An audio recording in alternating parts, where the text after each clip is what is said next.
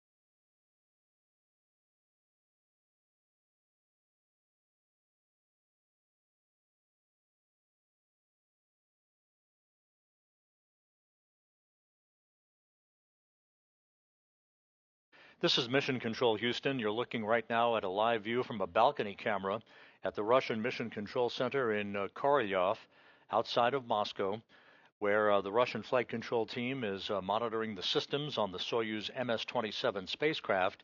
Countdown clocks here in Mission Control in Houston ticking backward toward the engine firing of the Soyuz vehicle, a 4-minute, 42-second retrograde firing that will slow the Soyuz down by 128 meters per second, allowing it to drop out of orbit for its high-speed return back to Earth. That engine firing, the deorbit burn, is scheduled just 35 minutes and 18 seconds from now. The deorbit burn will begin at 10:09 and 46 seconds p.m. Central Time, 11:09 and 46 seconds p.m. Eastern Time.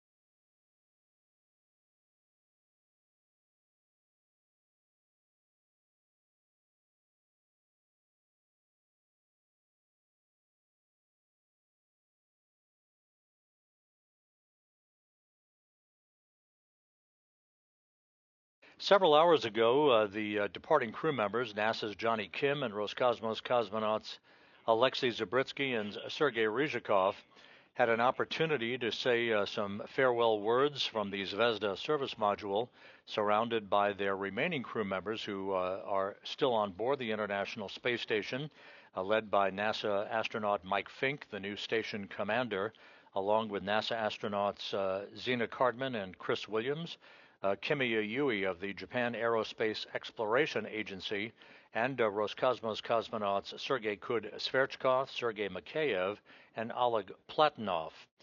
The crew members had an opportunity to gather in the Prashal module to say their final farewells before Ryzhikov, Zabritsky, and Kim floated through the hatchway, making their way inside the Soyuz spacecraft. Once they entered the Soyuz spacecraft, the hatch was closed at about 4:30 p.m. Central Time on the Soyuz side, as Kim, Ryzhikov, and Zabritsky began their procedures to conduct leak checks on that side of the docking interface between Soyuz and the Prashal module on the Earth-facing side of the Russian segment of the International Space Station. Once the hatch was closed and those leak checks were conducted and proved an airtight seal at the docking interface, the three departing crew members donned their Sokol launch and entry suits and conducted leak checks on the suits themselves, as well as communications checks with the Russian flight control team in Korolyov. Sergei Ryzhikov, the veteran Soyuz commander who is strapped into the center seat of the three-section Soyuz spacecraft in the descent module, has used the call sign Favore, that is named after a mountain range in Russia. He will be communicating during the descent of the Soyuz back to the landing site in Kazakhstan, talking back and forth with the Russian flight controllers as long as there is communications capability between the spacecraft and the Russian control center. At some point shortly after the deorbit burn, the Soyuz will pass out of communications range, reliable communications range of the control center, that is normal, at a distance of some 128 kilometers. But Ryzhikov already has been instructed to continue talking and providing updates on the condition of the crew, the performance of the spacecraft as they make their way towards the landing site in Kazakhstan to the southeast of the town of Zhezkazgan.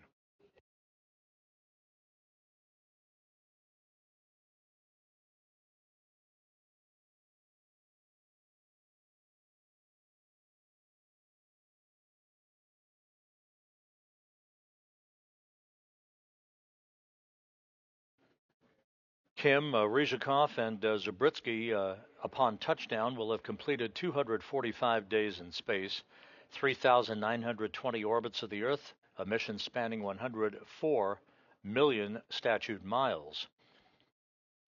Of course, this wraps up the first flight into space for both Kim and Zabritsky. For Ryzhikov, he is concluding his third flight into space and a total of 603 days away from the planet, good for 13th place on the all-time endurance list.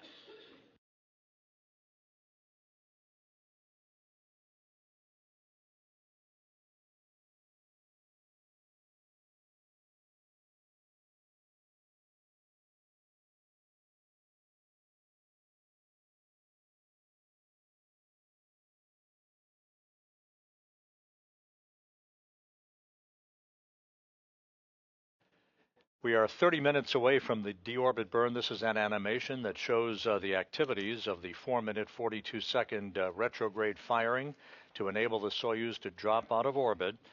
About 24 minutes after the deorbit burn is complete, the separation of the modules pyrotechnically will discard the instrumentation and propulsion module and the orbital module, leaving only the descent module flying in the direction of travel toward the landing site with its heat shield repelling temperatures building up to about 2,500 degrees Fahrenheit.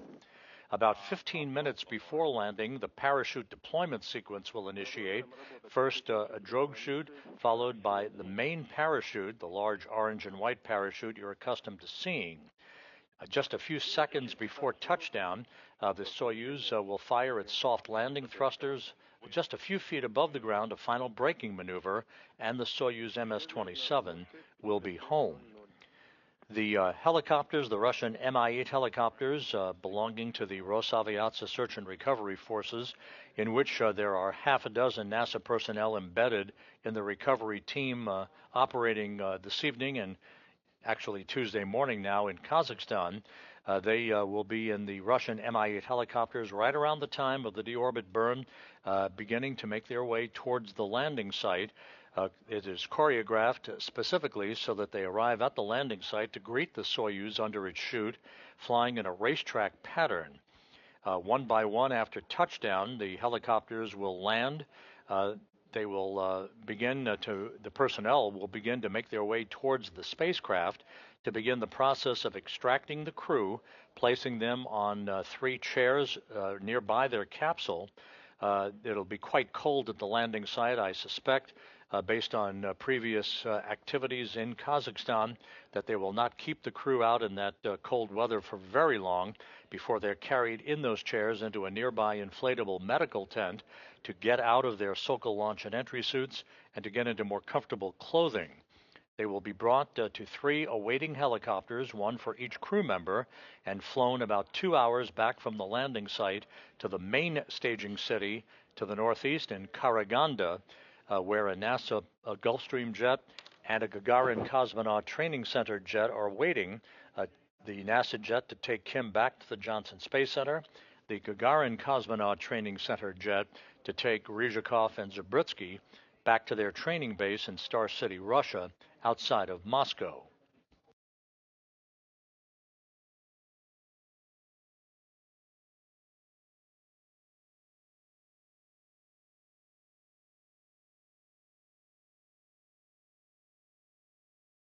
With the undocking of the Soyuz,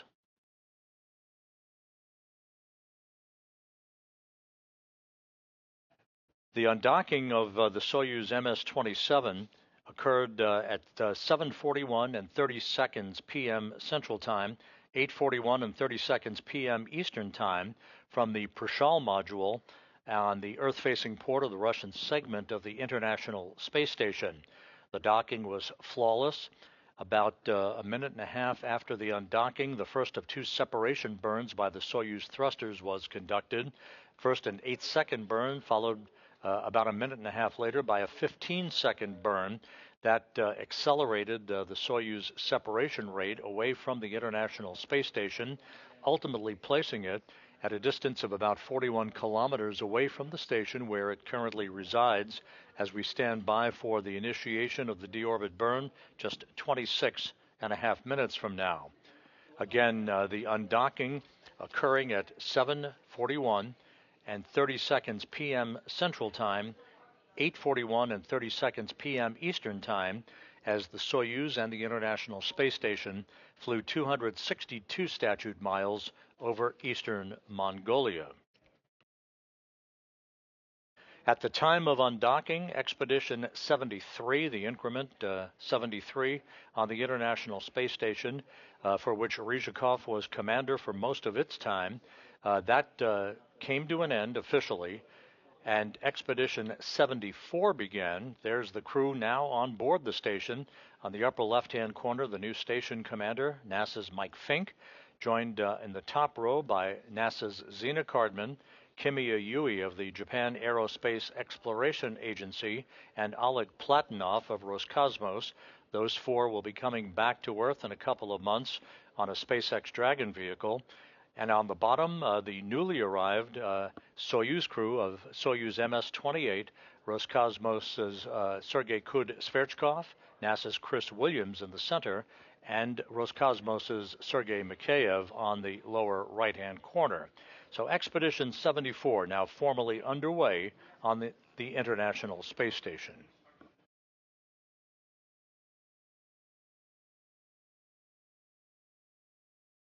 Включение СКД 25 минут, на борту порядок.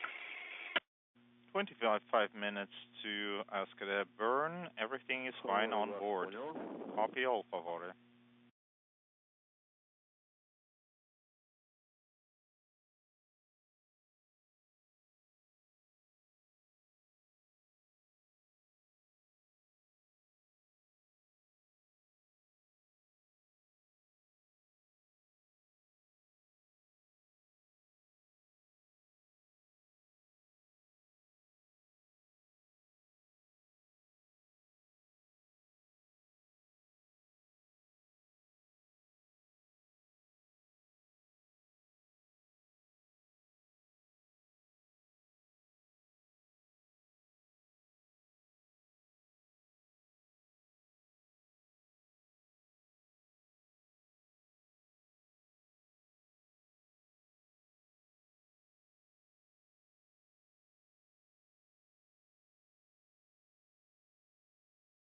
Once again, if you're just joining us, we are just about 23 minutes and 40 seconds away from the engine firing on the Soyuz vehicle, the deorbit burn that will begin the journey home from orbit for NASA's Jonny Kim and Roscosmos cosmonauts Sergei Ryzhikov and Alexei Zabritsky.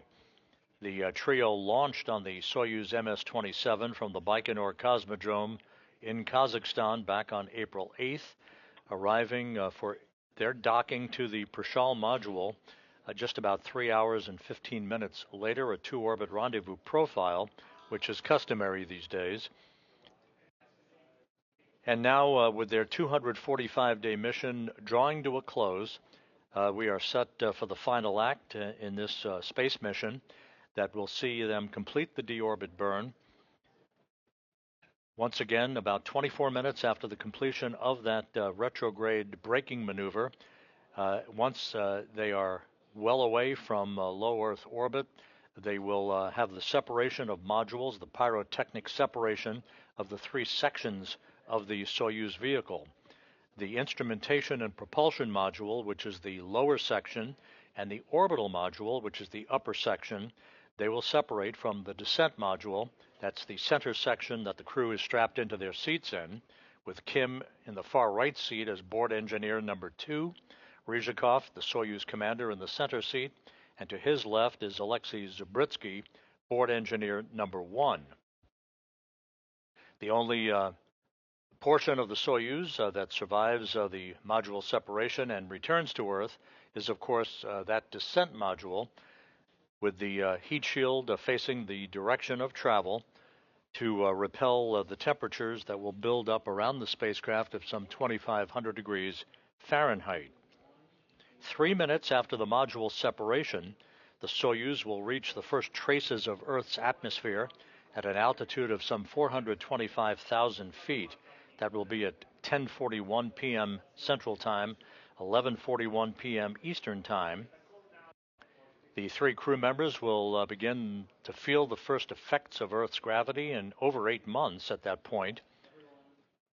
Just about a minute and a half after entry interface is the beginning of the buildup of plasma around the spacecraft. This is the ionization effect that creates essentially a fireball, with the heat shield repelling those high temperatures as it barrels toward the landing site in Kazakhstan. That plasma regime lasts for about 5 minutes in duration. We do expect to have choppy and sometimes intermittent communications capability between the Russian flight control team in Korolyov and the crew on board the Soyuz spacecraft. First, because of the distance, the geometric distance between the Soyuz and the International Space Station antennas, and then ultimately because of the heat buildup, that heat plasma buildup around the spacecraft itself. So if we don't hear from the crew, there's no cause for concern. This is typical, but to be expected, intermittent communications until the spacecraft exits that plasma regime, when maximum G loads of about 4 to 5 Gs build up against the crew just prior to the command to open the parachutes. Once the vehicle is within the neighborhood of the landing site, both voice and telemetry will be relayed through an airborne Antonov 26 spacecraft that is essentially a flying relay station, sending both data and voice back to the Russian flight control team outside of Moscow. Moscow, favore, less than 20 minutes to escadere burn, and 5 minutes to transitioning to orbital memory. Copy, all favore. That's correct.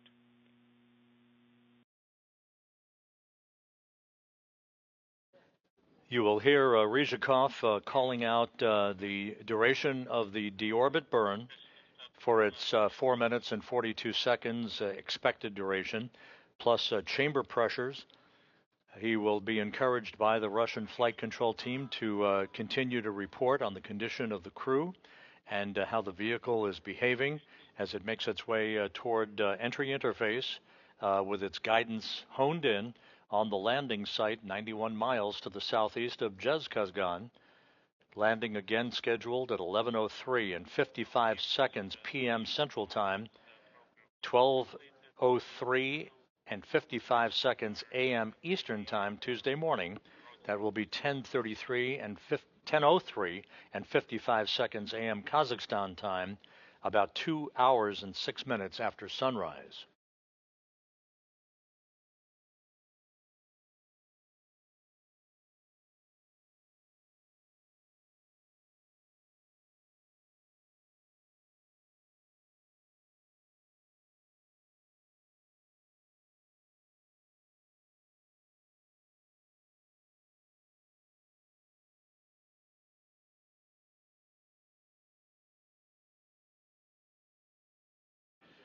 In our previous broadcast, I had an opportunity to explain that parachute deployment sequence that occurs about 15 minutes before touchdown. It's probably worthwhile, while we have a moment here, to recap that once again. For the Soyuz spacecraft, the parachute deployment sequence is triggered by a barometric pressure sensor at an altitude of 41,000 feet. At this point, the main parachute cover is jettisoned by pyros and springs, pulling out two extraction chutes, which in turn pulls out the drogue chute. That in turn pulls out the main chute. This all takes about 20 seconds to occur. Then, at an altitude of 21,300 feet, another barometric pressure sensor starts a timer, triggering most of the remaining events in the landing sequence. At an altitude of just 18,000 feet, commands are issued to jettison the heat shield, inhibit the entry thrusters, and to open valves to vent all the hydrogen peroxide fuel for the entry thrusters and oxygen in the life support system tank. On previous Soyuz landings, when we've had clear visibility, you've seen a white vapor emanating from the Soyuz spacecraft. That is normal. I'm not sure we'll see it tonight because of the overcast skies at the landing site. But that white vapor is a combination of hydrogen peroxide and oxygen venting into the air. The purpose of this is to safe the vehicle for landing. The Rosaviatsa search and recovery teams do not want hazardous gases to remain in those tanks when the soft landing thrusters fire just a second or two before touchdown, and the vehicle has executed one final braking maneuver. This way, the ground support team can approach the vehicle immediately after touchdown without any hazardous materials to contend with as they began the process of extracting the crew from the descent module itself.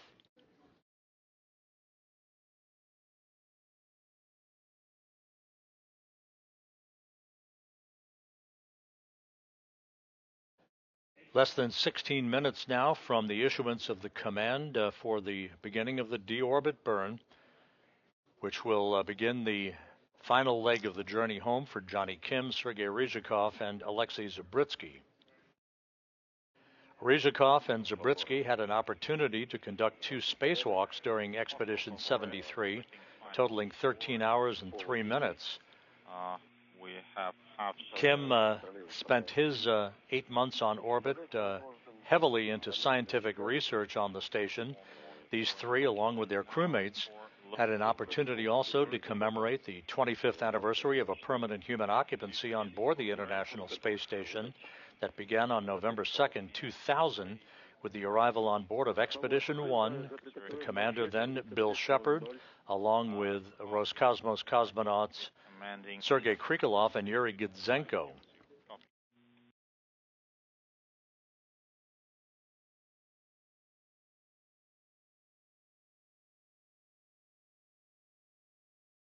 The returning crew also saw the arrival of 9 visiting vehicles and the departure of 6 visiting vehicles during their 245 days on board the orbital outpost.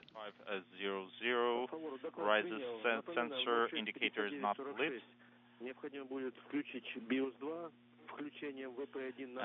You will need to activate BIOS 2 at 06:59:46. And don't forget to deactivate Beta 1 on BO switch panel. And that time is 07:04:37. Okay, activating the... Although tonight's operation is being conducted by the Russian flight controllers half a world away at the Russian Mission Control Center outside of Moscow, here in Mission Control in Houston, the International Space Station Flight Control Team on duty, as they are 24/7, 365, tonight led by Flight Director Heidi Brewer in the middle of your screen. At the bottom of your screen to her left is Flight Director Garrett Hain, and at the top of your screen to Brewer's right is veteran astronaut Luca Parmitano of the European Space Agency, a Soyuz veteran in his own right.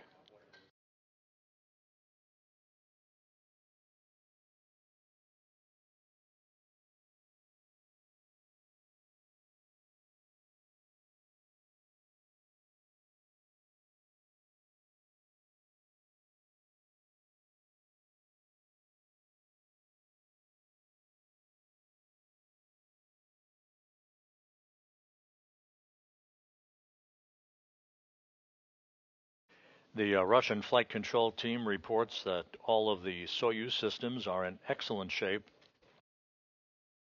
As we are just about 12.5 minutes away from the initiation of that deorbit burn, once again, this is a retrograde braking maneuver of 4 minutes and 42 seconds in duration to slow the Soyuz down by 128 meters per second, allowing it to drop out of orbit for its 54-minute ride back into the Earth's atmosphere and a parachute-assisted landing on the steppe of Kazakhstan, 91 miles to the southeast of the forward staging city of Zhezkazgan.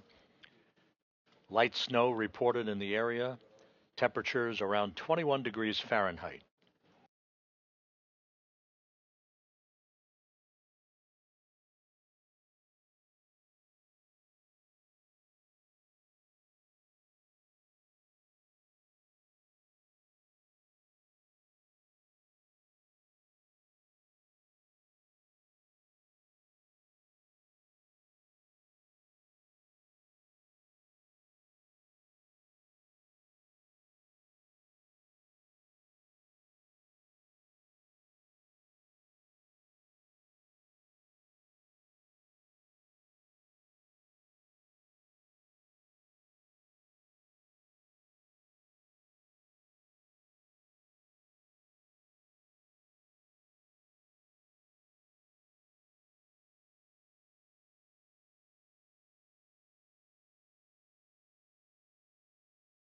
We're now just 11 minutes away from the initiation of the deorbit burn. All quiet here in Mission Control in Houston.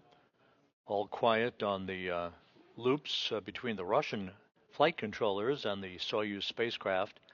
Again, just for situational awareness, you'll be hearing the call sign Favore in the communications between the flight controllers in Korolyov and Sergei Ryzhikov, the Soyuz commander. That is the call sign selected by Ryzhikov. All Soyuz commanders select a call sign for their spacecraft that is used from launch to docking, and then reversely from undocking to landing.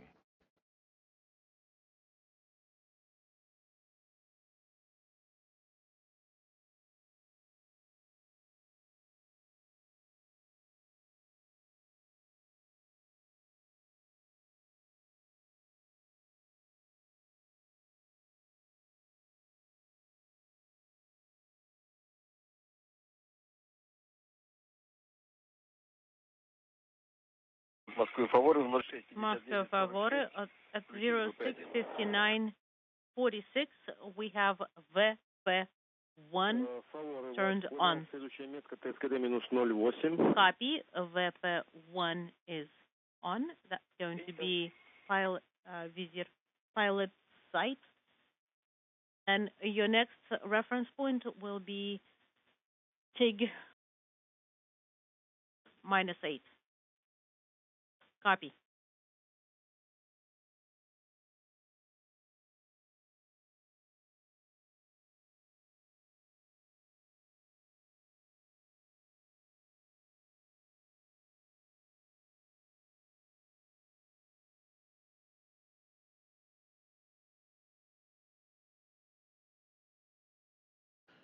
At the landing site this evening, There are 6 Russian Mi-8 helicopters that will be airborne from the airfield in Zhezkazgan right around the time of the deorbit burn, some 9 minutes from now, to be joined by an Antonov 26 fixed-wing aircraft. That is the flying command and control center that will relay telemetry and voice from the Soyuz back to the Russian Mission Control Center as the Soyuz approaches the landing site.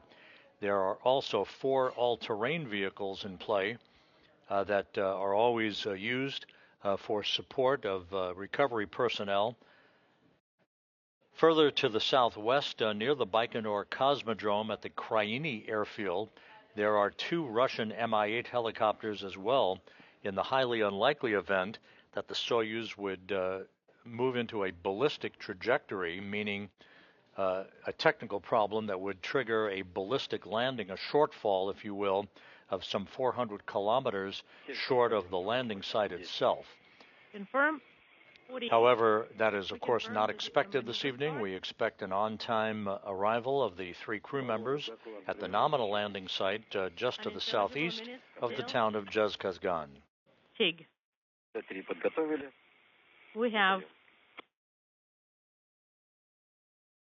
We have A3 ready, and we are sending the command. All right, TSABO is off.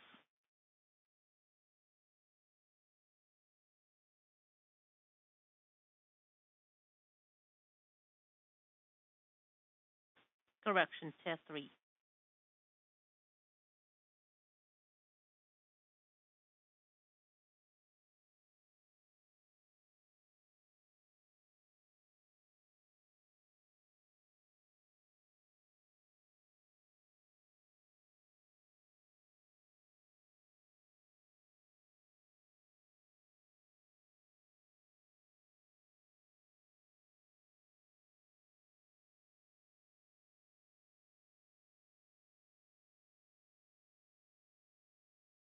Favore, MCC Moscow. Continue working for page 56. The next reference point is going to be TIG minus 1 minute. Copy, we're standing by. Favore, just as an FYI, even if we do not respond, please provide a running commentary. Copy.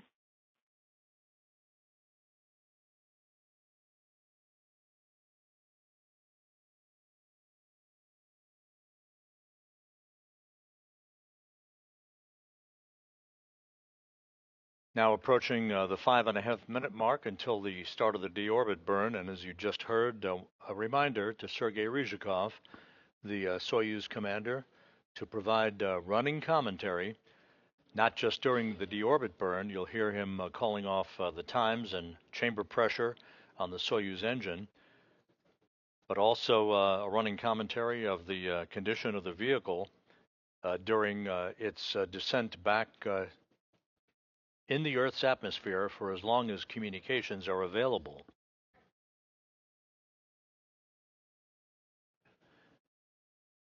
About 10 seconds after the completion of the deorbit burn, the upper section of the Soyuz, that's the bulbous orbital module section, will be automatically depressurized to vacuum.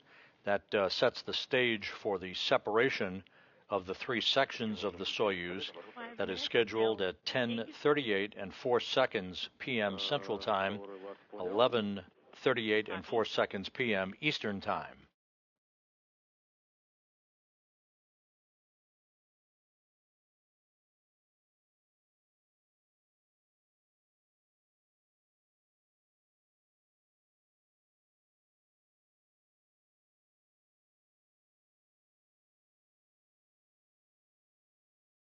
On board the International Space Station, the newly comprised Expedition 74 crew, the commander, NASA's Mike Fink, along with NASA crew members Zena Cardman and Chris Williams, Kimiya Yui of the Japan Aerospace Exploration Agency, and cosmonauts Sergei Kud-Sverchkov, Sergei Mikheyev, and Oleg Platonov of Roscosmos are in their pre-sleep period.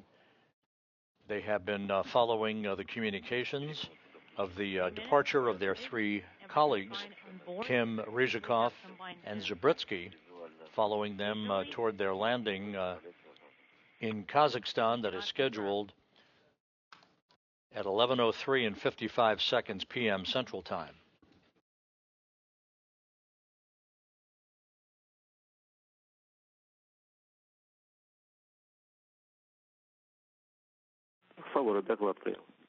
Favore, please provide a running commentary.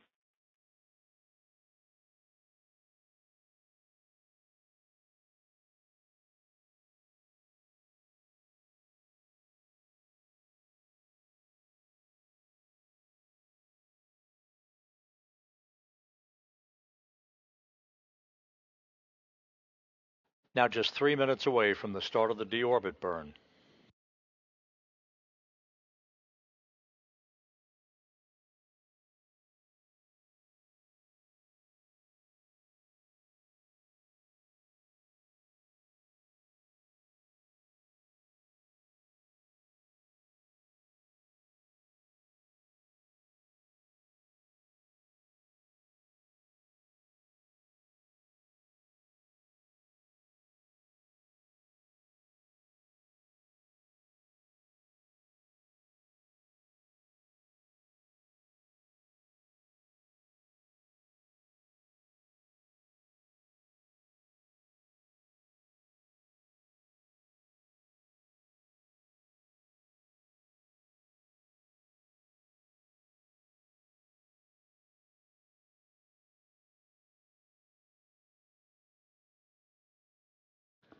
This is Mission Control Houston. If you're just joining us, we're 2 minutes away from the deorbit burn, the retrograde engine firing by the Soyuz MS-27 spacecraft to begin the journey home for NASA's Jonny Kim and Roscosmos cosmonauts Sergei Ryzhikov and Alexei Zabritsky. Everything is in readiness for the start of the burn that will last 4 minutes and 42 seconds in duration.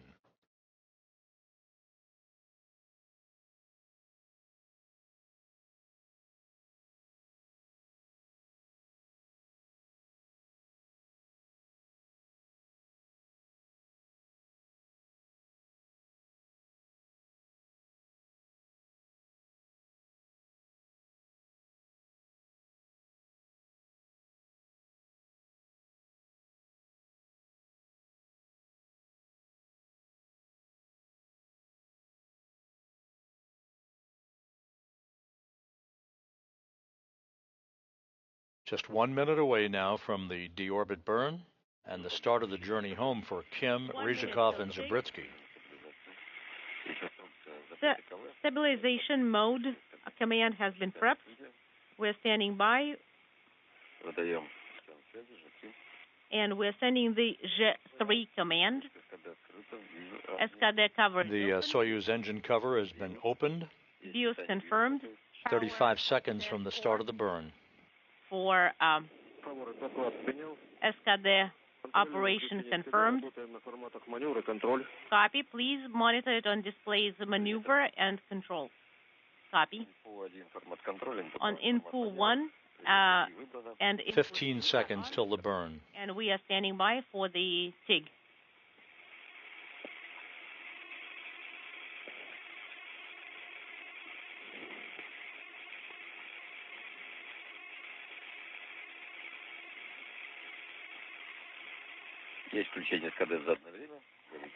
TIG activation confirmed. And the deorbit burn is confirmed and underway. 4.3 in 10 seconds.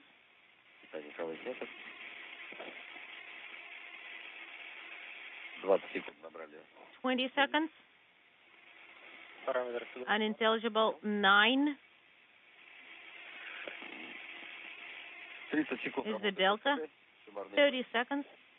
30 seconds into the burn, everything looks good. Burn. This will slow the Soyuz down by 128 meters per second, allowing it ultimately to slip out of orbit. Consumption is nominal.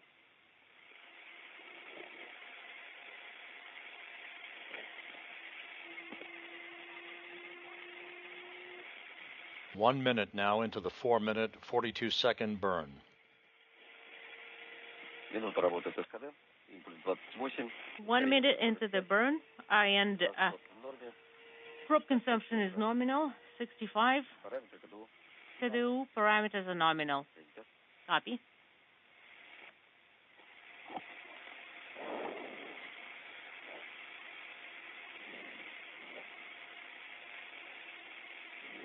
"90 seconds into the burn, everything looking good. 1 minute, 30 seconds. Burn is 40, and acceleration is 0.45. Prop consumption is nominal. Continue monitoring.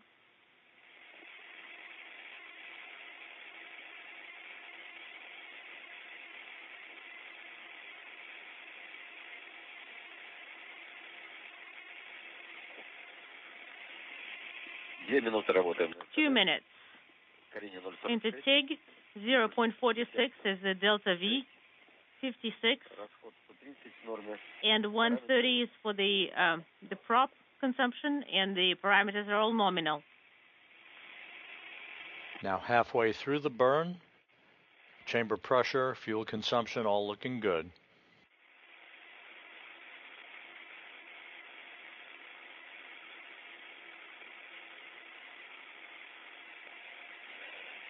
Две с половиной минуты работы СКД. 2 minutes into TIG, 60, Параметры 68, прошли. and parameters are all nominal. We are past.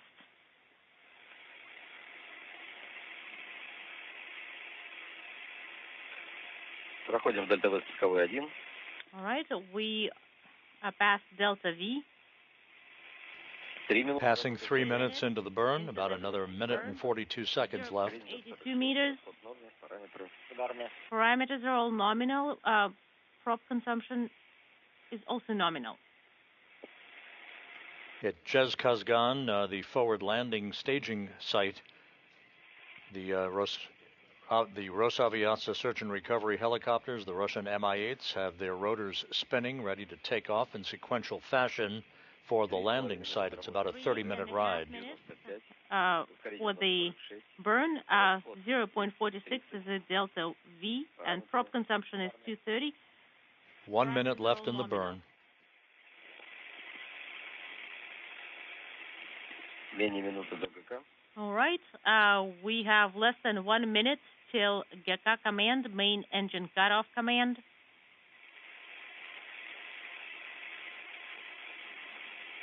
4 минуты работаем СКД. 4 minutes into the burn. 10. Ускорение 0,46. 0.46 is the delta V. Параметры. 256 is the prop consumption. All parameters are nominal. 4 minutes, 20 seconds into the burn.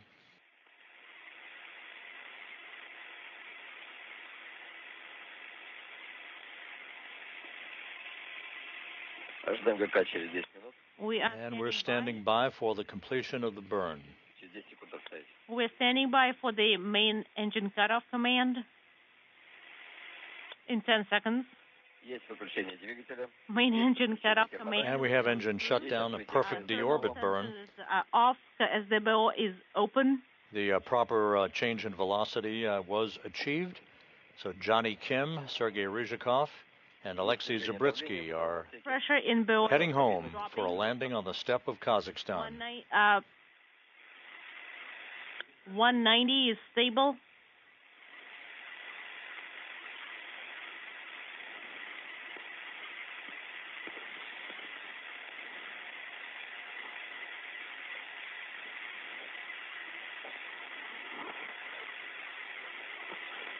В Москве как приняли? Moscow, how copy? Штатно. The burn was nominal. ГК вовремя. Main engine cutoff on time. Favore, we copy all. Get ready for the separation. Work for page 62.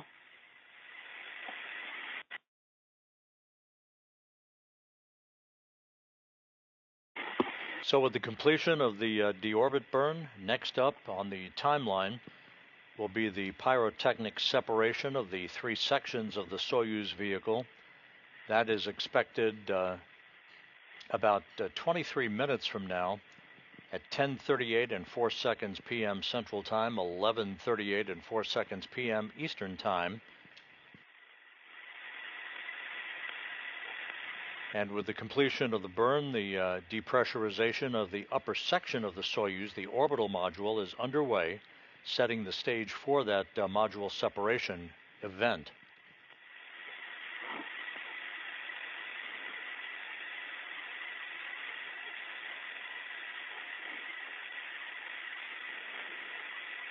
Так, разделение по ГЦ есть? Separation confirmed. Время до разделения. Обратный отсчет идет? Do you have the countdown till separation?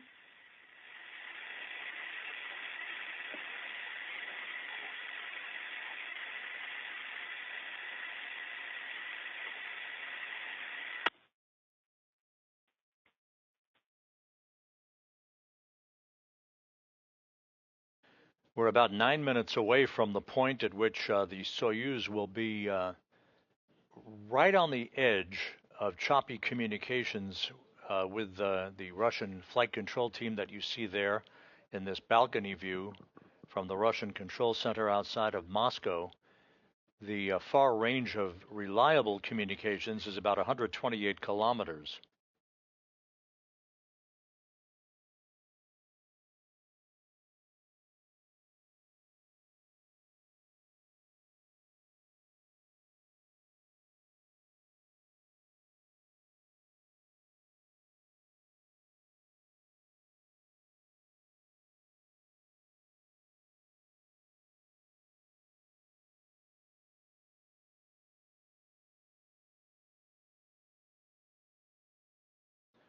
The Rosaviatsa search and recovery forces will be airborne momentarily from the Zhezkazgan airfield in Russian Mi-8 helicopters for about a 30-minute transit to the landing site, arriving in sequential fashion in a racetrack oval-shaped pattern around the landing site itself, awaiting the arrival of the Soyuz under its large orange and white main parachute.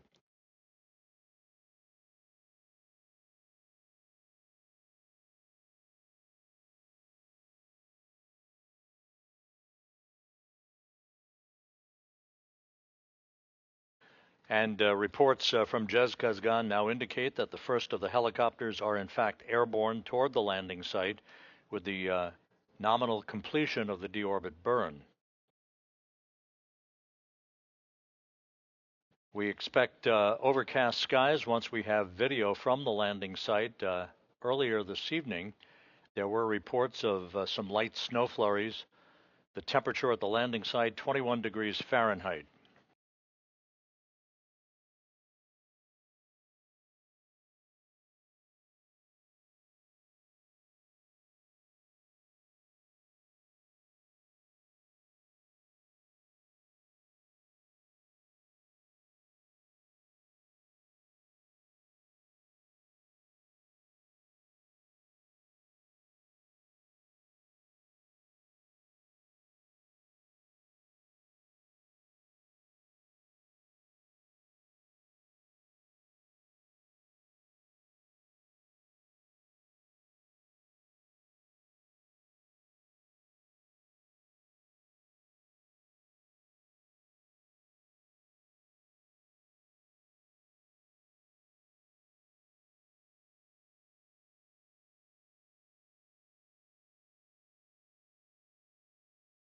We're about 43 minutes away from our expected landing time of 11:03 and 55 seconds p.m. Central Time. Everything is in readiness at the landing site. The Russian Mi-8 helicopters are airborne, heading for that point, some 91 miles to the southeast of the town of Zhezkazgan. After touchdown, the helicopters will land in sequential fashion and begin the process of approaching the vehicle and extracting the crew, placing them in 3 chairs outside of the capsule, They'll be bundled up against the chilly temperatures, albeit desiring fresh air after 245 days in space. They'll be brought into a nearby inflatable medical tent and will be helped out of their Sokol launch and entry suits into more comfortable clothing. They'll receive initial medical tests and then brought back out to board 3 helicopters, one for each crew member, for a 2-hour flight back to the prime staging city of Karaganda, Kazakhstan.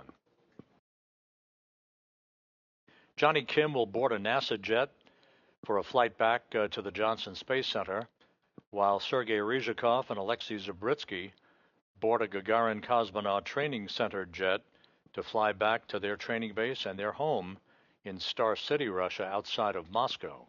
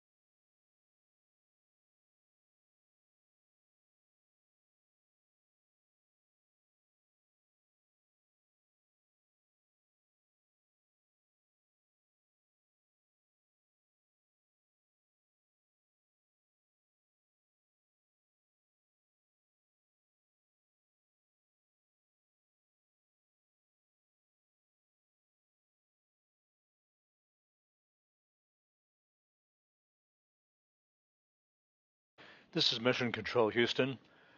We are beyond the point of the deorbit burn that was nominal, a 4-minute, 42-second retrograde braking maneuver, enabling the Soyuz to begin its trek out of low Earth orbit back through the Earth's atmosphere toward its landing site 91 miles to the southeast of the town of Zhezkazgan.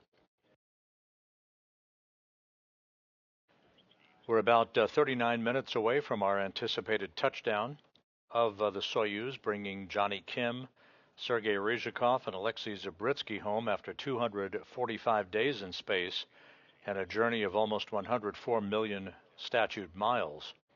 That is the equivalent of about 208 round trips to the moon.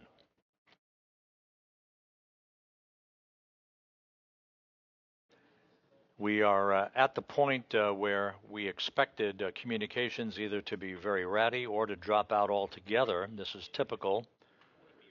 We should be regaining communications sporadically up until the time of entry interface and the entry into the plasma regime, where the peak heating around the spacecraft creates an ionization effect that would prevent any communications until the Soyuz descends further out of the upper regions of the Earth's atmosphere and regains communications with the Antonov 26 fixed-wing aircraft in the vicinity of the landing site.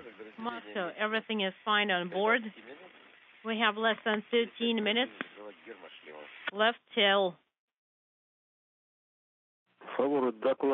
unintelligible, and we are till separation, and we're going to be closing devices in about 5 minutes. Copy, favore. 12 minutes till separation. Station, how do you copy, favore?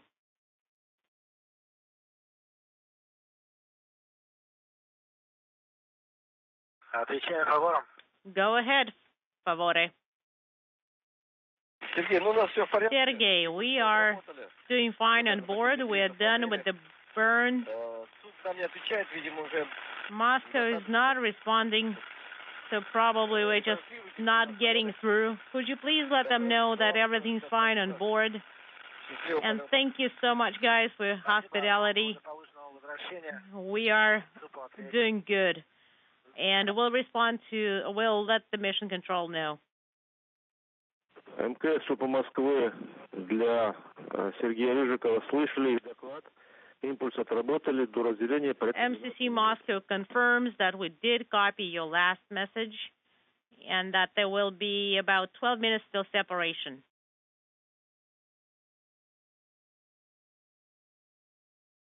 And a good comprehensive report as Sergei Ryzhikov, the Soyuz commander, talked to Sergei Kud-Sverchkov aboard the International Space Station, as well as the flight control team in Korolyov that you see there in this live view from a balcony camera.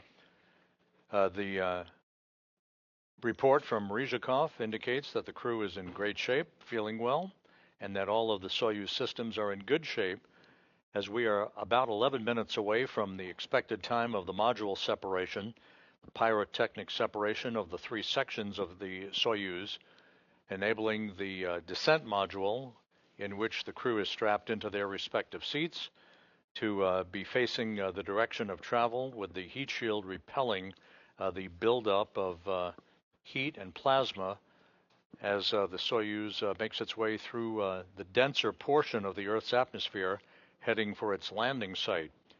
We are expecting touchdown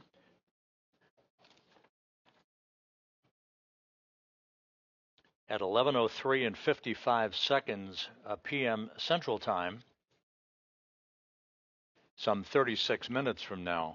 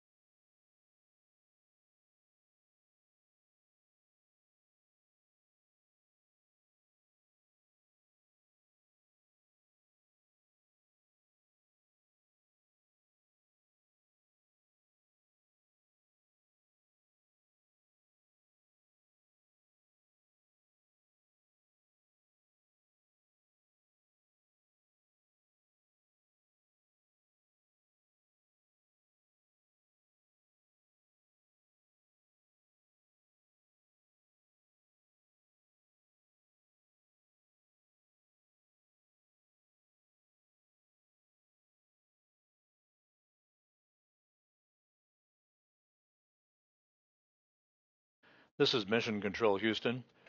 The three returning crew members, NASA's Jonny Kim and Roscosmos cosmonauts Sergei Ryzhikov and Alexei Zabritsky, are currently about 9 minutes away from the next milestone on the road back to Earth, that being the pyrotechnic separation of the three sections of the Soyuz spacecraft, and some 34 minutes away from their touchdown on the steppe of Kazakhstan on a parachute-assisted landing that is anticipated at 11:03 and 55 seconds p.m. Central Time, which is 10:03 and 55 seconds a.m. Kazakhstan time Tuesday. That is about 2 hours and 6 minutes after sunrise at the landing site.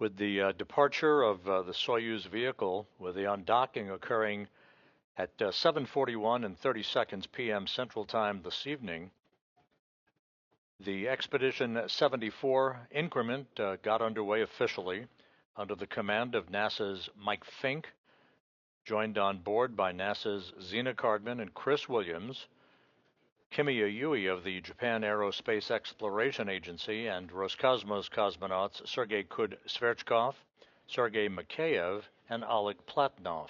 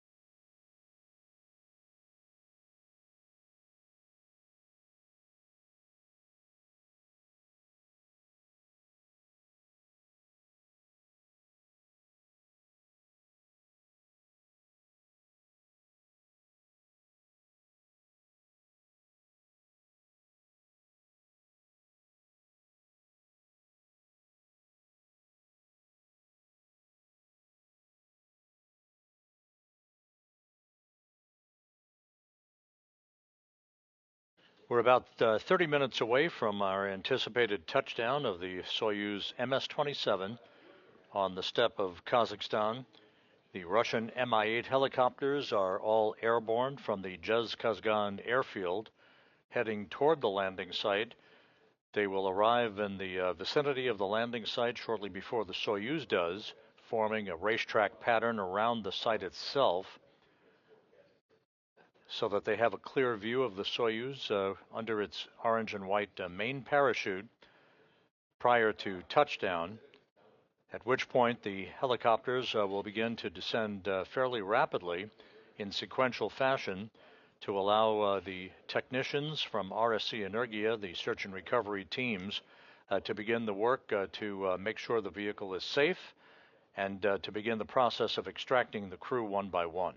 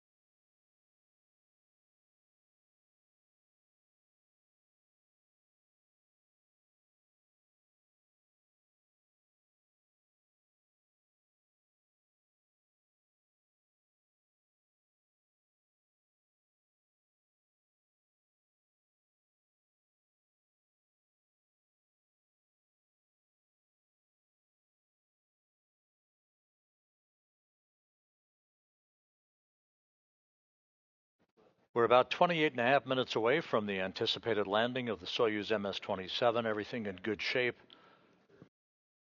Some 3 minutes away from the module separation. That'll be the next milestone that we'll be waiting to receive telemetry on.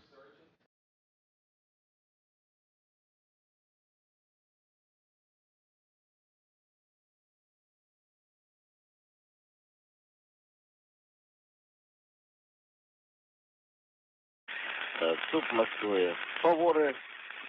Moscow, Favore.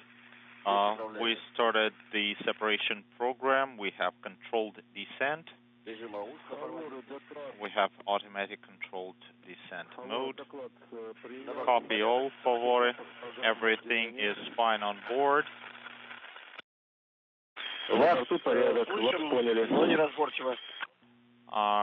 We didn't hear you last.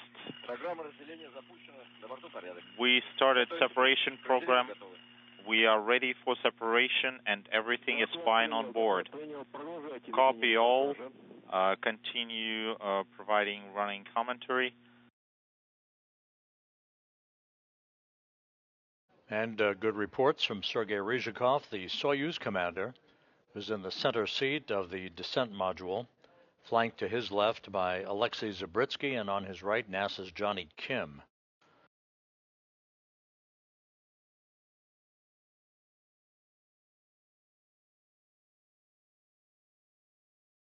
About 1 minute away from module separation.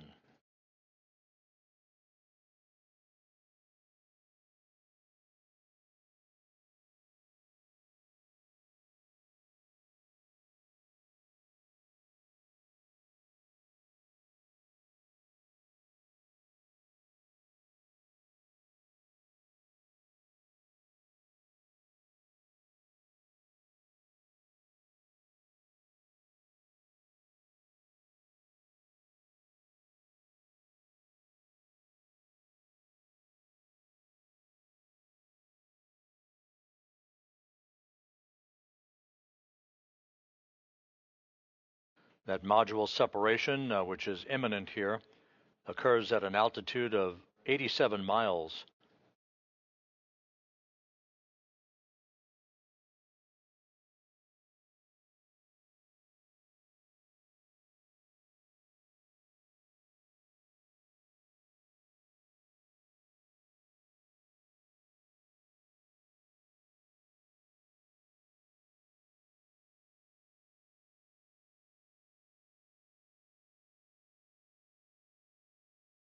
And telemetry received in the Russian Mission Control Center indicates a good module separation.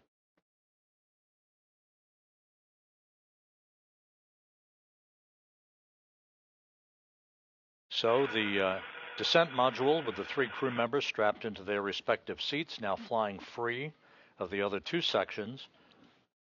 The heat shield on the descent module with the crew inside facing the direction of travel, as we are less than 3 minutes away from the vehicle and the crew reaching the first traces of the Earth's atmosphere.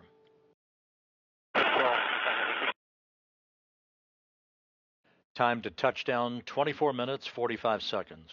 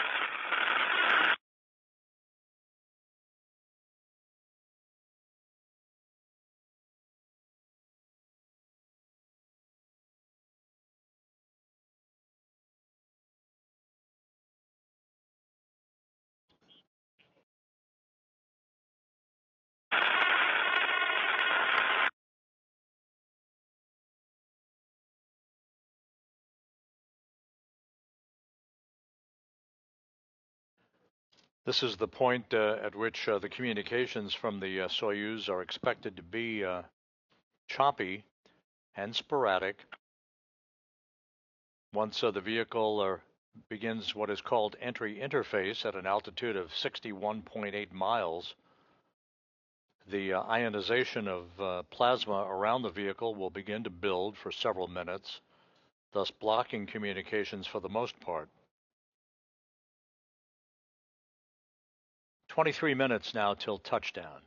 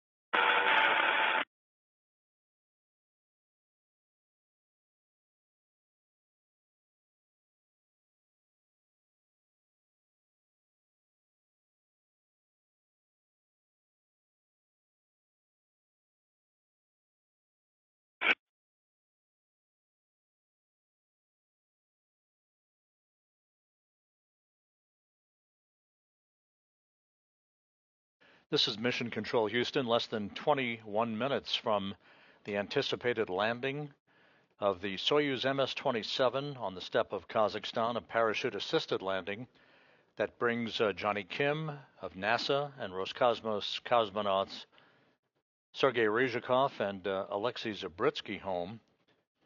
All of the events throughout the course of the afternoon and evening have gone perfectly.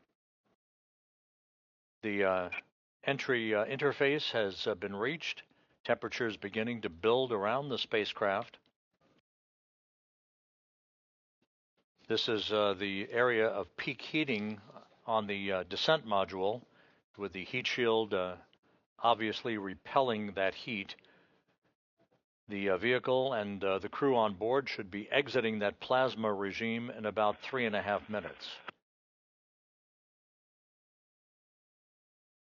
Meanwhile, a half a dozen Rosaviatsa Russian Mi-8 helicopters, including NASA personnel embedded with the search and recovery team, are in transit to the landing site, should be arriving shortly to take up their positions in a racetrack pattern around the landing site, awaiting the arrival of the Soyuz under its large orange and white parachute.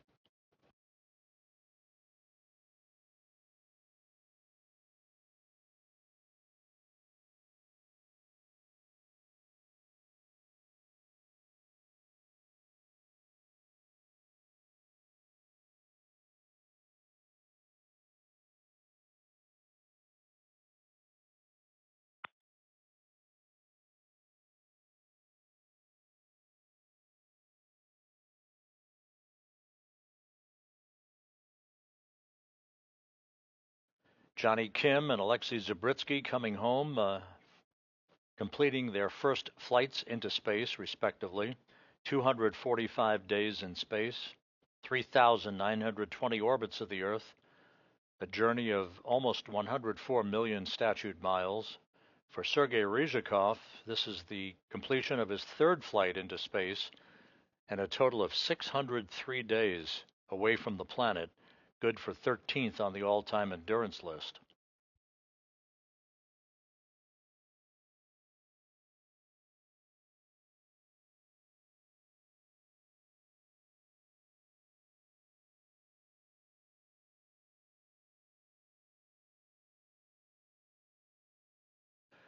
This is a low resolution view from the landing site, showing several of the all-terrain vehicles from a drone shot. This is courtesy of Roscosmos. We will be getting additional video as the vehicle is approaching the landing site during its descent, but again, you get the idea. Partly cloudy skies, temperatures about 21 degrees. There is snow on the ground, not considerable amount of snow, but a drone shot of some of the all-terrain vehicles that are part of the Rosaviatsa search and recovery forces.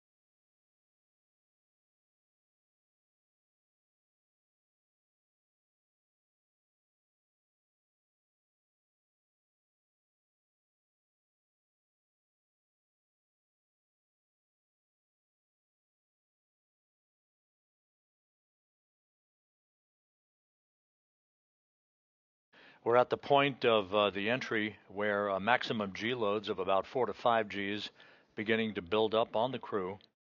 They're about 20 miles in altitude.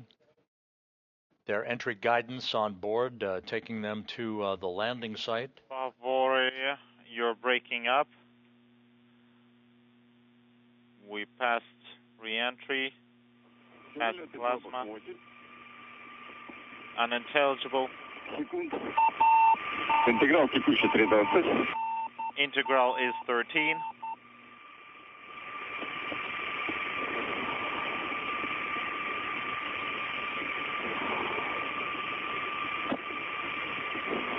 You heard for just a moment there some communications from the Soyuz.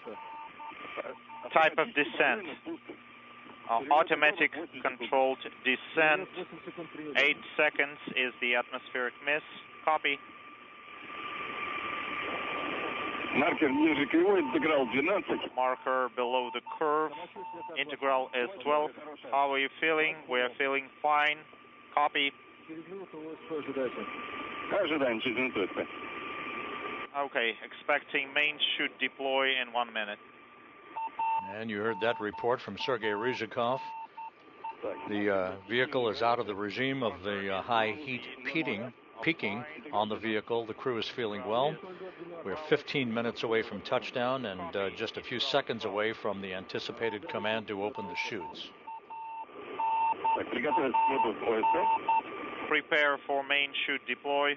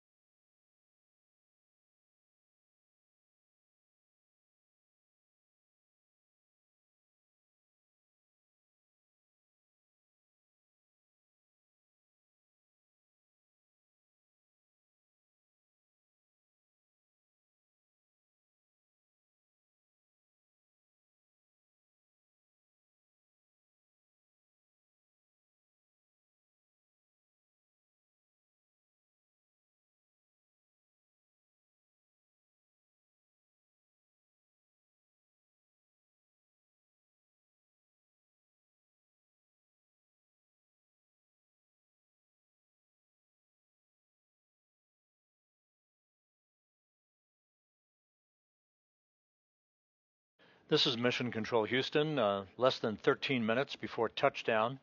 We're standing by for confirmation of the deployment of the chutes.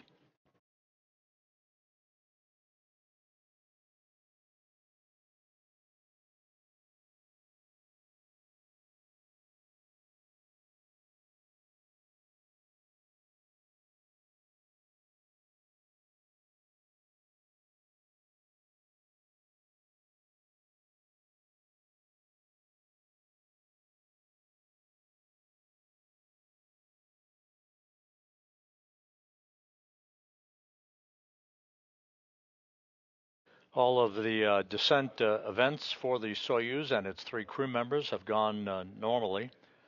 Again, we are standing by for confirmation of a nominal chute deploy.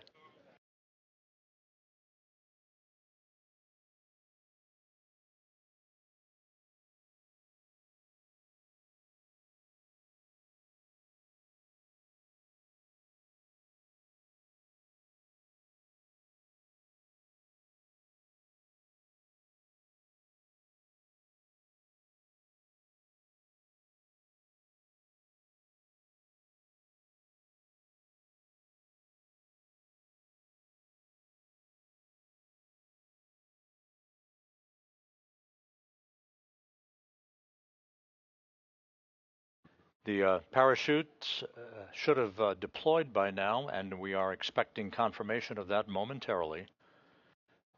The communications, as expected, somewhat sporadic between the Soyuz and the Antonov 26 at the landing site, that is the Flying Command and Relay Station, sending back communications and telemetry to the flight control team that you see there in the Russian Mission Control Center.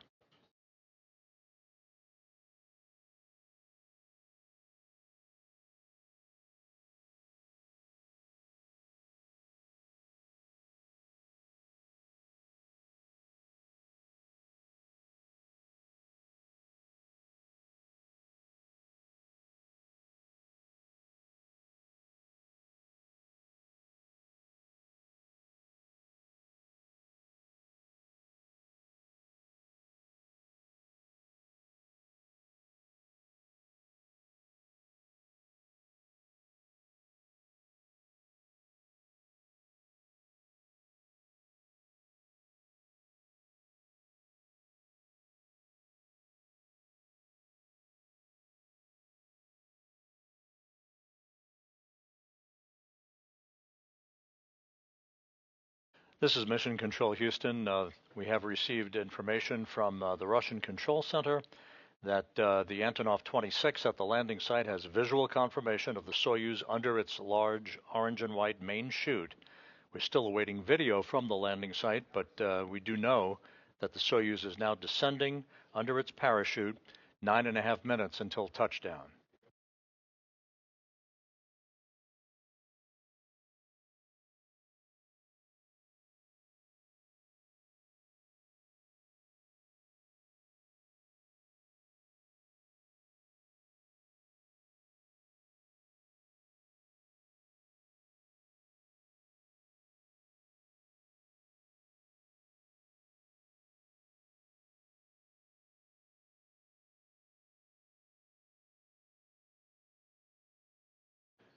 And this view of the landing site from a drone, courtesy of Roscosmos,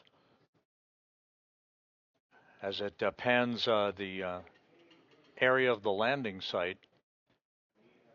Again, we did receive confirmation that the Soyuz is descending under its main parachute. Everything appears to be going nominally, with 8.5 minutes to go until touchdown.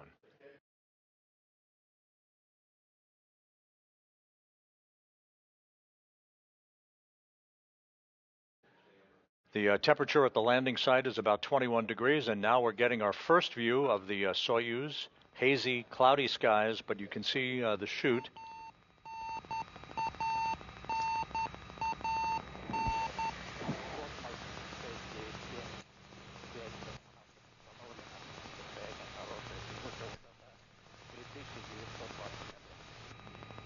This is not as clear a view as we're typical accustomed to, but nonetheless, it does show the large parachute, the Soyuz under that chute, descending for a touchdown about 7 minutes and 40 seconds from now, and a view from an aerial drone of some of the all-terrain vehicles moving toward the expected touchdown site. We are expecting landing just a few seconds before 11:04 p.m. Central Time. Altitude. Once again, the skies cleared somewhat to allow us these views. Some snow on the ground, temperatures around 21 degrees Fahrenheit, but everything is in good shape as the Soyuz heads for an on-time landing to bring Jonny Kim, Sergei Ryzhikov, and Alexei Zabritsky back to Earth after 245 days in space. 7 minutes till touchdown.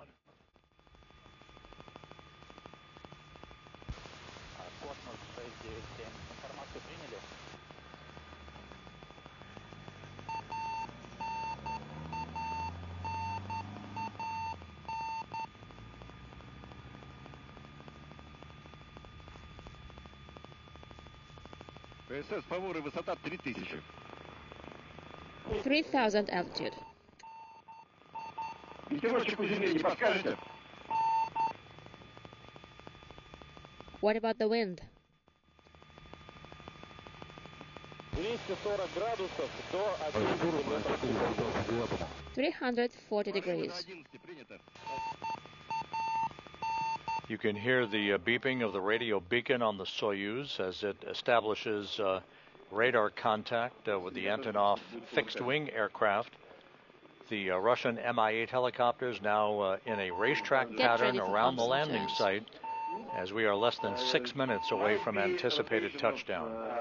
Yes, Corporal. My ears are... I need to pop my ears.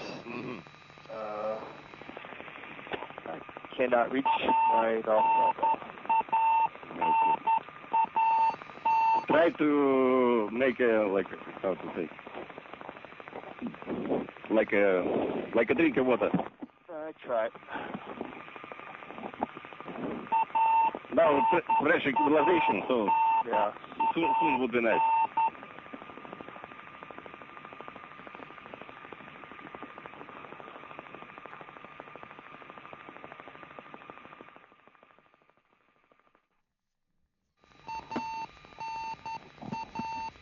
Now just 5 minutes away from touchdown. Again, this view of one of the all-terrain vehicles, part of the complement of vehicles supporting the recovery of the Soyuz MS-27 crew, just minutes away from touchdown.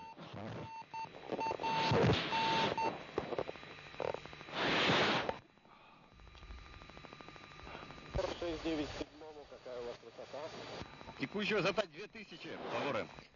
2000 is the current altitude.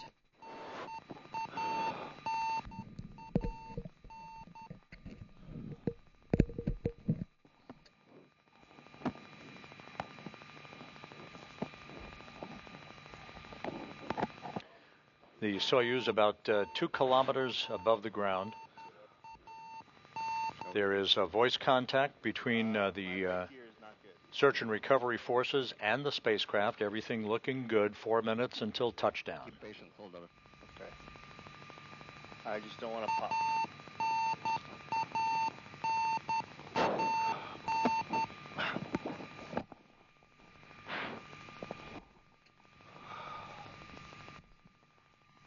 Так, еще раз подтянемся.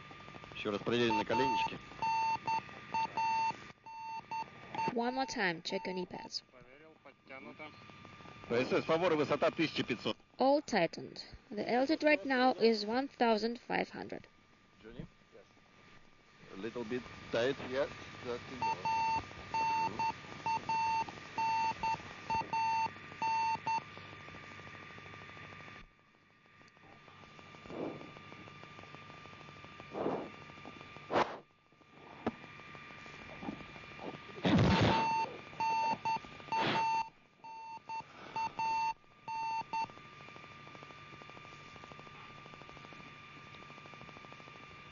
Several views being provided by Roscosmos. This again a drone video of Two of the all-terrain vehicles are moving into position near the expected touchdown point. It's cloudy. I don't see you just yet. What's the altitude? Close to 1,000. Copy. So about 1,000 meters above the ground now, according to the report from Sergei Ryzhikov. The Russian Mi-8 helicopters are in position, flying over the landing site, as is the Antonov 26 fixed-wing Check aircraft. the top, please.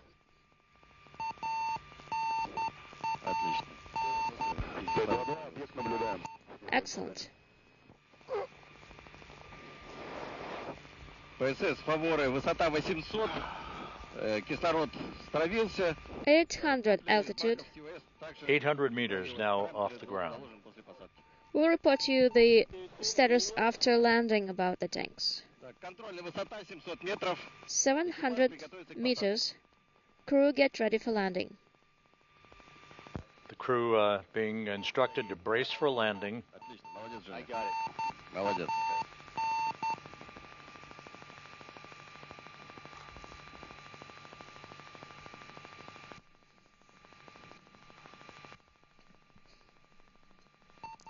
метров. 500 meters. Руки скрестили. Hand on body. And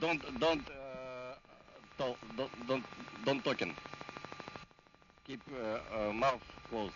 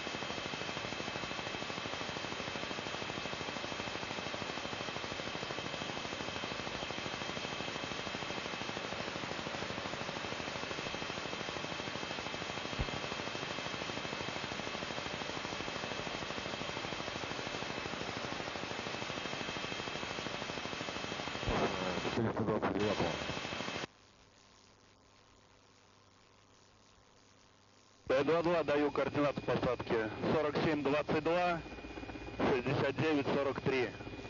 The coordinates of the landing are as follows: 47, 22, 69, 43.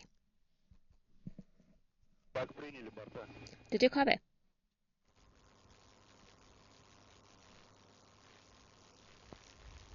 Второй наблюдаешь? Не. Стрелочка, видишь, вот над нами развернулась. Да, наблюдаю. Стрелочка. Третью стрелку влево показывает. Do you see the arrow? It turned. It's to the left. 47-22, 69-43. The landing coordinates 47, 22, 69, 43.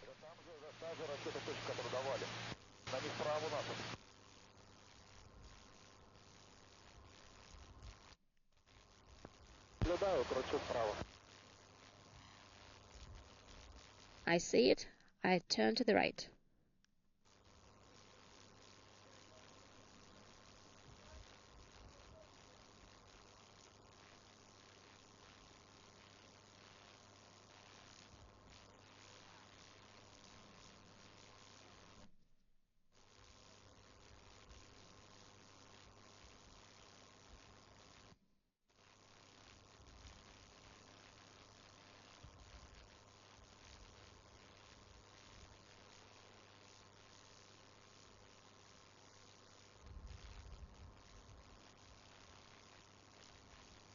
Повтор 429. Повтор экипажа поискового самолета. Tabor 429. На приеме. To the rescue aircraft. Второй-то где? Догоняем. Second to 1.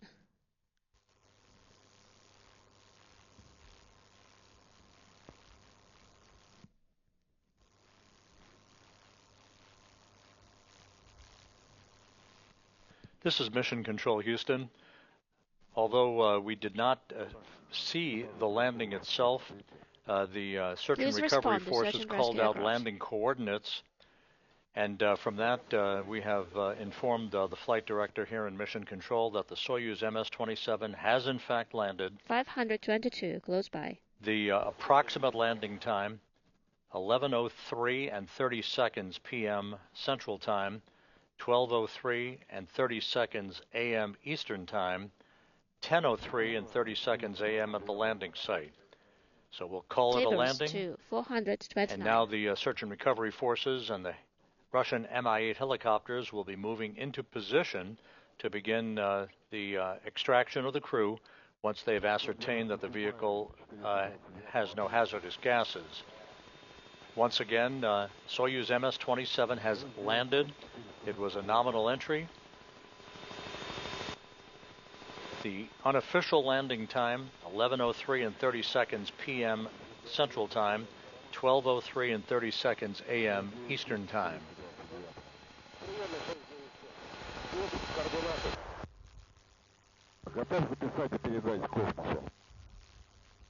Ready to copy and to transmit.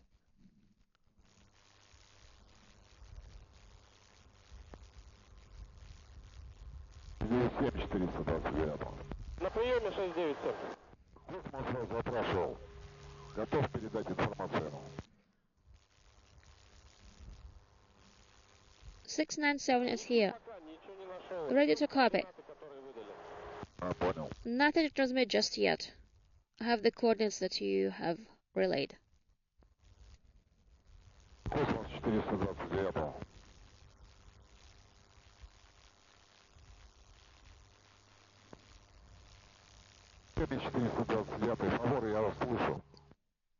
Cosmos 2 to 429.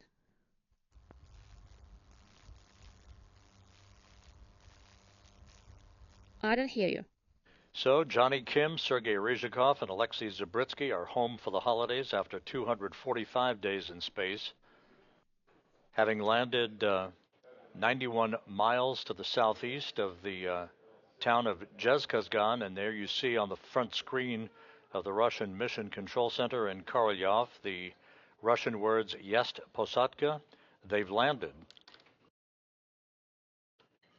All of the evening's events, from hatch closure to undocking to the deorbit burn, all of the entry activities and landing went by the book to bring to an end this 245-day mission spanning almost 104 million statute miles.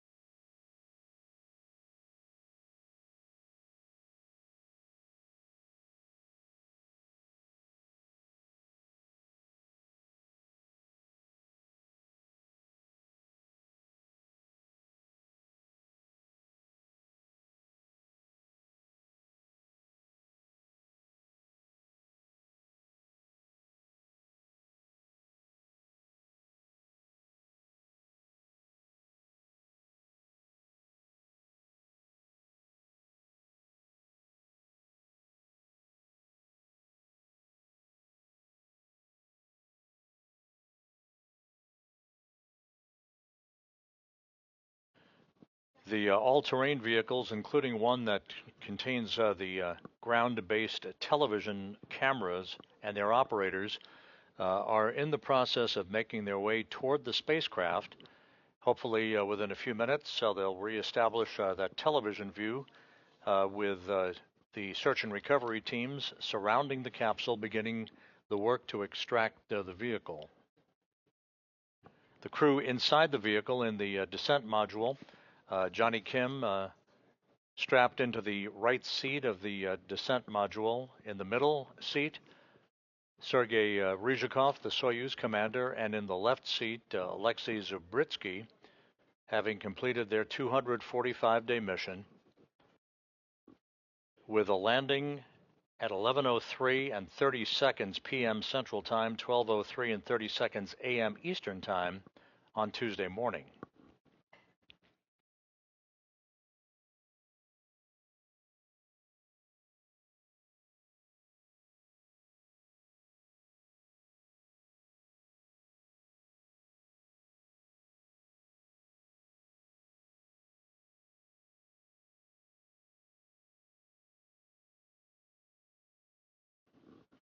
Once again, this view from Roscosmos television showing basically a sweeping pan of the landing site. We did not see the touchdown itself because of the cloudy conditions, but the search and recovery forces did confirm the landing coordinates and confirmed an approximate landing time of 11:03 and 30 seconds p.m. Central Time, 12:03 and 30 seconds a.m. Eastern Time. And there you see some of the Russian Mi-8 helicopters that are flying and descending in sequential fashion to assist in the recovery of the 3 crew members.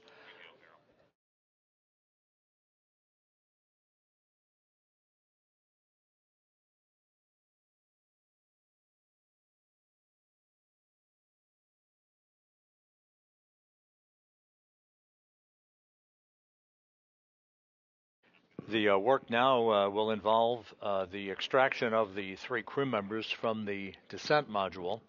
They'll be placed in chairs right by the capsule to allow themselves a few minutes of regaining their land legs and equilibrium.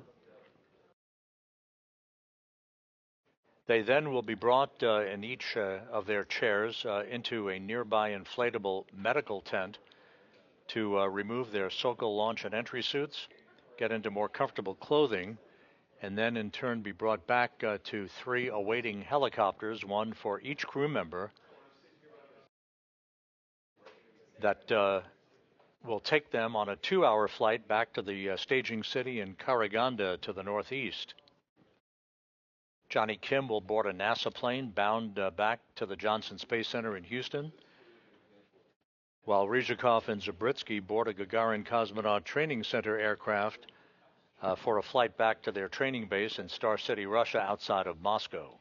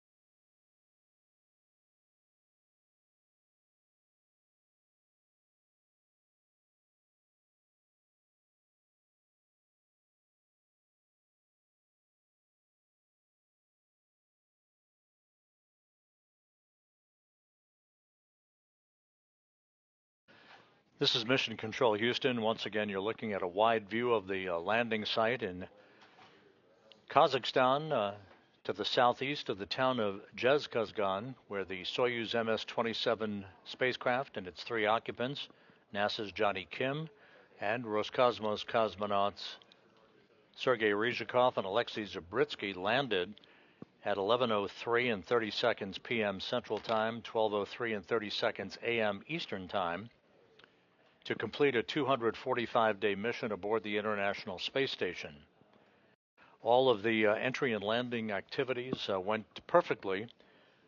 There were very cloudy conditions at the landing site that prevented us from actually seeing the Soyuz descending under its main parachute or the touchdown itself. But the verbal words from the search and recovery forces flying overhead indicated that they had voice contact as well as visual contact of the Soyuz under the chutes, and confirmed the touchdown coordinates that indicated that the touchdown occurred as planned at 11:03 p.m. Central Time, 12:03 a.m. Eastern Time on Tuesday. That would have been 10:03 a.m. at the landing site.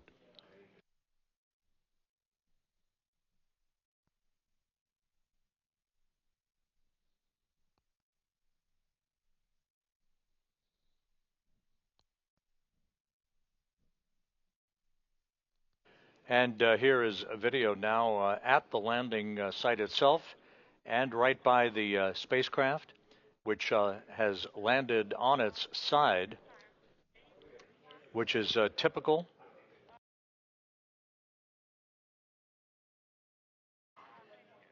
So the search and recovery forces are there. They will be now working to begin the process of extracting the crew one by one and placing them in chairs nearby, and then bringing them into an inflatable medical tent. Again, there's your Soyuz MS-27 spacecraft, having been pulled over onto its side after touchdown. The winds are a little bit frisky out there, and temperatures quite frigid, 21 degrees Fahrenheit.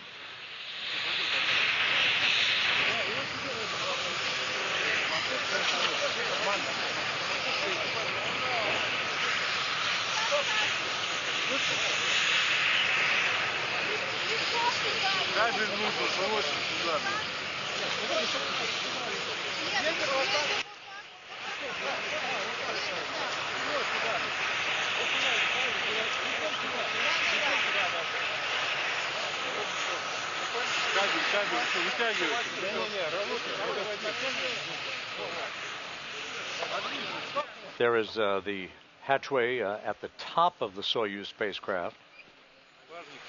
Again, this is not unusual for a Soyuz to be pulled onto its side following touchdown, depending on the weather conditions and the wind.